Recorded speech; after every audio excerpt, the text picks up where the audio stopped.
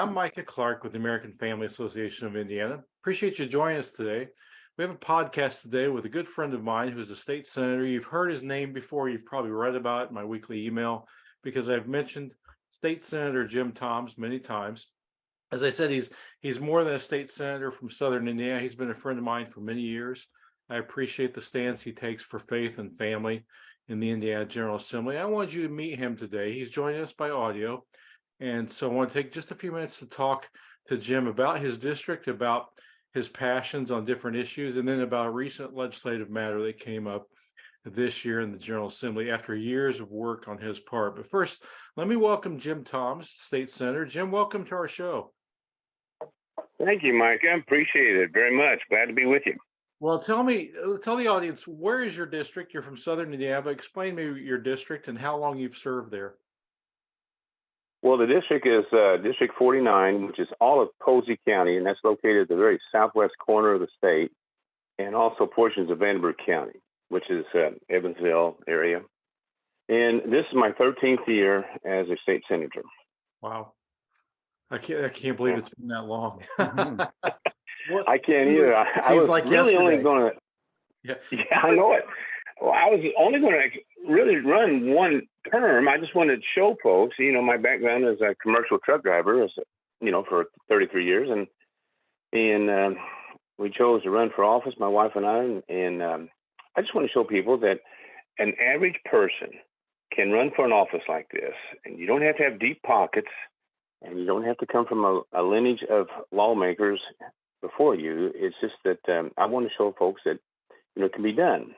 And so after that first term, I thought, well, we did what we set out to do. But when I suggested that was going to be it, folks around here just wasn't going to hear that. So here I am now, 13 years into it.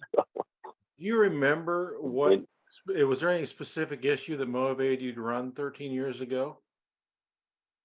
Well, what got me into politics actually was even before that, back in the early 90s, when President Clinton started off after guns and gun owners and gun manufacturers, and I thought, I spent 3 years in the Army. I spent a year in Vietnam.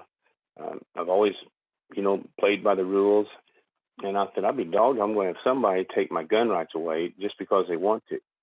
And so we wound up getting connected with John Hostetter, who was going to run for Congress, and he didn't live very far from us, a good friend of ours. And that's how we got into politics. We helped in his campaign, and we was his county coordinators for many years. And one thing led to another, and then it got me into politics. And along about 2010, with all the things going on, the changes I've seen in my lifetime, I thought, you can only scream and yell at the TV for so long. You got to do something. And so I set out to run, and I had a lot of support down here, a lot of people. When we walked, sometimes on a Saturday morning, we'd have maybe 25, 27 people walk with us, and that was a crowd. I mean, that caught the attention of the Republican Senate because they'd never seen a turnout of people willing to walk with a legislator, or not legislator, but a candidate in those numbers. And so we had great success, and here we are 13 years later, and we still have a good following of people, and even more than we had when we started. And it was guns initially, but it's also been evident that it's more than just our Second Amendment that's at stake. It's the First Amendment, and it's just the structure and our basic principles that this country is founded on is at stake now. I mean, it's so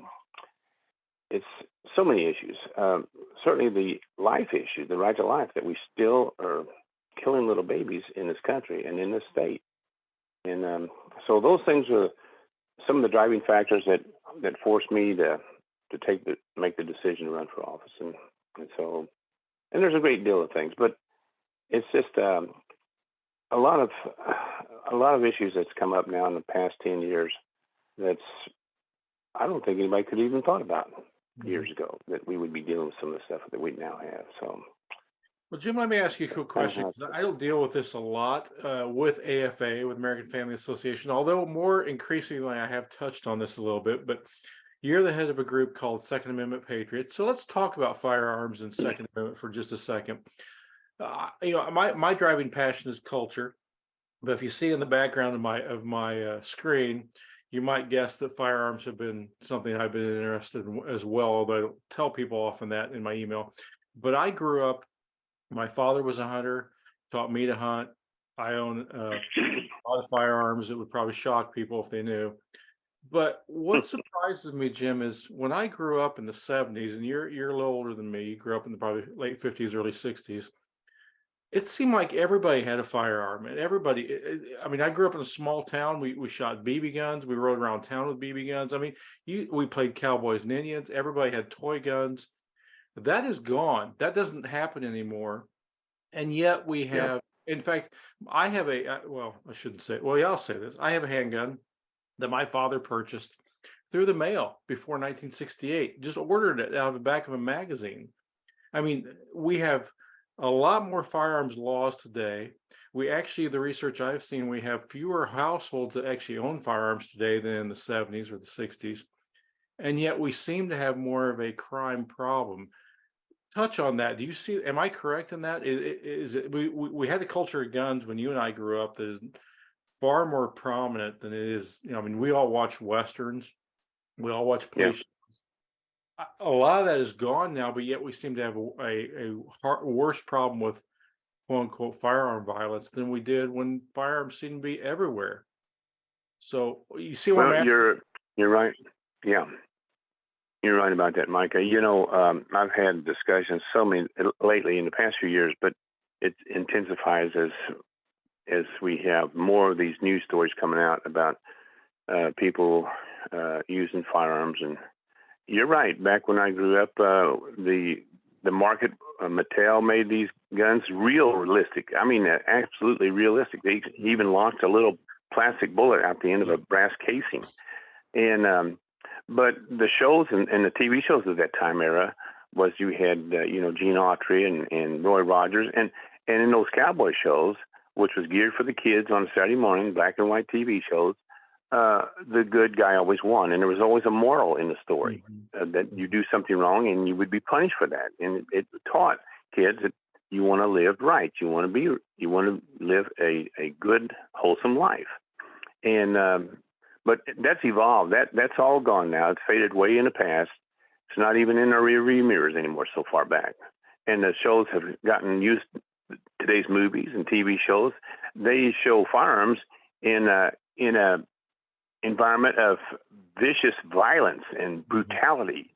The gun itself, there's been changes, and I've talked to people about this. I said last year I had it was a nun that had wrote me an email about gun control, and I'm Catholic, and I wanted to meet with her. And I asked for her phone number, and we talked on the phone, and we did meet. And I had a nice long hour discussion with her. She was giving me her viewpoints about gun control as the answer. And I said, sister, if we would have a chart, and on that chart you would put a graph of the modern firearm, going all the way back to when gunpowder was first discovered, maybe the 6th century, and you would find that chart of today's modern firearm will take you off the top of your chart. Today's modern firearms, powders, primers, all it's improved to that point of near perfection. But put on that chart a graph of human behavior and see where that takes you. Mm-hmm. Human behavior and moral conduct. Look where that chart would take you. It will take you off the bottom. And that's where our problem lies, is human behavior and moral conduct. Mm-hmm. It's not a gun. It's not an instrument. It's not a tool. It's the human component. Mm-hmm. And so when we arguing about this, we hear these terms about gun crimes, and I ask, and I'm genuine when I ask. I don't know what gun crime, what crime a gun committed. I don't know if a gun stood in front of a judge because of a crime it committed. I don't know what they're talking about by when they say gun crimes or gun violence. I know what violence is, So with the argument here we're dealing with, we're off track. And if we want to talk about our current situation in our society, then we got to look at where the problem exists. And it's not with the gun. It's not with the bullet. Right. Alan Keyes said it one time really well. He said, evil comes from the heart, not from the barrel of a gun. Mm-hmm. That sums it up pretty good. Mm-hmm.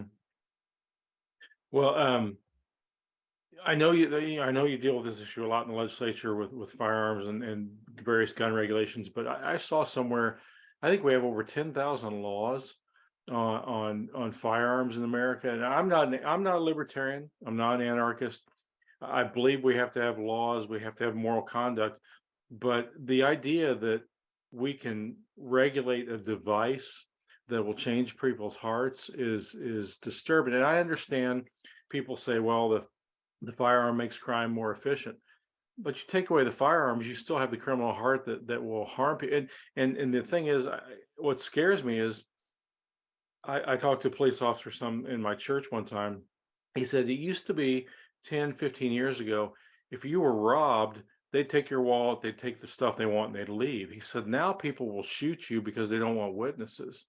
And I think we have Yeah, a moral breakdown, and the criminals have gotten much more worse in the things that they're willing to it is. do than they used to do years ago. And that point right there, Micah, we when we're talking about crimes, and in particular firearms are used, um, and I do want to distinguish that we hear these slogans and terms. We always hear the comment, "We want to get guns off the street." Well, I'm asking, what street are these guns on? Because I drove commercial trucks for 33 years, and I never seen a gun on the street. I never even seen one on the sidewalk waiting to cross the street. I'm not being facetious. If they're going to use these silly terms, I want them to explain to me what it means. Now, if they want to talk about getting criminals with guns off the street, that makes sense, and we can talk about that. So it's our arguments. We've got to make sure we're talking legitimate and logically and with some reason when we use certain terms. And with the violence that we're seeing today, and there's such an emphasis, if it was a gun-related crime, as though any other force of brutality, whether somebody was stabbed to death or slugged with a baseball bat while they're walking down the street, the sidewalk, that's somewhat more acceptable because it wasn't a gun used. Mm-hmm. And now we've gotten it so detailed down to the fact that it's a particular type of gun used. In other words, if it's a rifle, maybe an AR-15, which most people don't even know what the letters AR stand for, if that gun wasn't used, that it's a little bit more palatable. Mm-hmm. And so we get sidetracked arguing points that takes us away from where the source of our problems lie. And it's human behavior, moral conduct, and the fact that we've gotten away from God in this country. Mm-hmm. We have booted God out of our schools, out of our government. It's only logical, especially if somebody will read the Bible and see what happened in the ages before us, what they did. We're doing the same thing, only we're farther ahead and advanced as they were back then. We're doing the same thing. So all of these are the components that have really set us up to where we're at right now. It's not a modern day firearm, which has reached a really high level of excellence, but it's the element of the human behavior out here that we deal with. And this can be assigned to most of all of the things that we as a society now deal with every day in this country, not just in our state, but across the nation. And if we're not willing to set our brakes and come to terms with what we really have gotten ourselves into and how we've done it and where we're at, and recognize where the problem lies and acknowledge it, then we're not going to recover from this. We're not going to get anywhere. Arguing about a type of a gun, that's never going to get us anywhere. Mm-hmm. And I want people to think about that. Are you telling me that it's better if a handgun is used as opposed to a rifle with a 20-round magazine? Is that what you're telling me? Is it better that the gun only had 10 rounds in it instead of 20? What is that supposed to mean to me? That means nothing to me. That doesn't. It's just remarkable that how society has, and I guess maybe we can assign some of it to the media who has been programming this out there.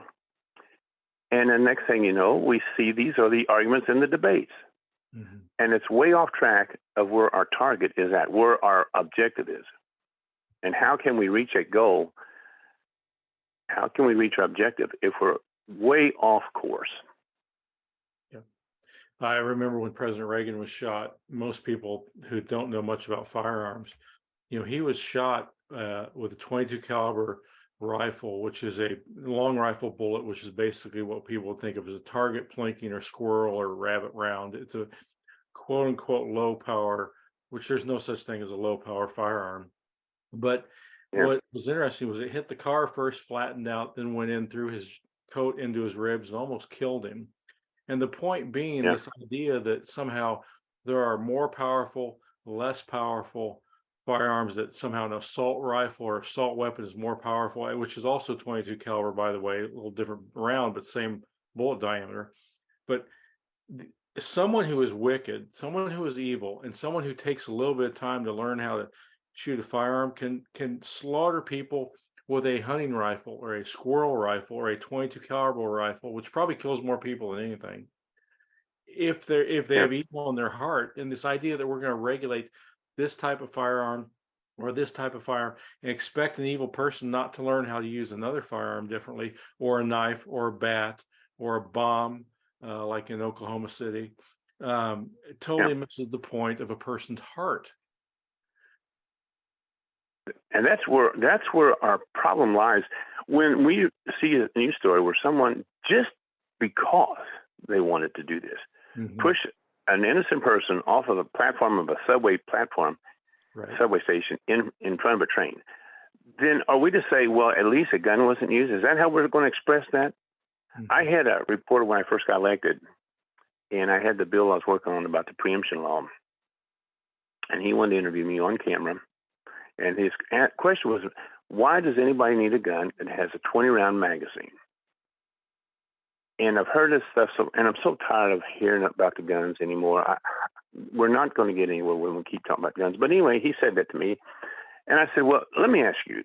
You say that in a manner that if you were to wake up at 2 o'clock in the morning, somebody standing over your bed with a gun barrel stuck between your eyes, and you see that the gun they have only has a 10-round magazine, you're going to have a sigh of relief that he only has 10 rounds. He doesn't have 20 rounds. Is that what you're telling me? Are you putting emphasis on the amount of? I mean, my interest at that point would be, what's he going to do? Right. What's he going to do? Not what the gun's going to do. What is he going to do? Right. Because I'm pretty sure the gun didn't bring him to my house. Yeah. Jeff, do you have So sorry. anyway, I just think that we're going to have to start talking, and no matter what the issues we're dealing with out here, Yeah. whether it's with the right to life issue that we're trying to struggle with in this country, or whether it's the fact that for 3 years I was trying to get this bill passed about pornography and books in our school libraries. And there's so many things. There's a whole scope of things in our society that we deal with, that government, state government, local government, and federal government deals with every day. Yeah. But until this nation is willing to come to grips with, let's look and identify what our problem is and focus on it.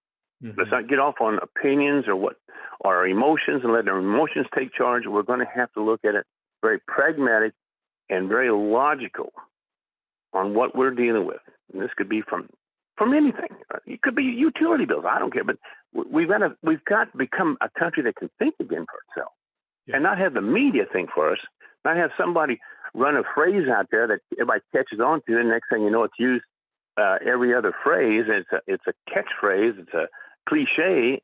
We gotta talk in terms of reason and responsibility and things that make sense. We gotta say things that make sense. We gotta speak that way and debate that way. Mm-hmm. That's my thought on it anyway. That's where I'm at. Mm-hmm. And in fact, I got a gentleman here who's going to be here this afternoon at 2 o'clock. He's a pastor, and he wants to talk to me about guns. Mm-hmm. Well, I want to hear what he's got to say, but I'm more willing to talk with him as a pastor. He's a pastor about the real problem. Right. And it's not guns.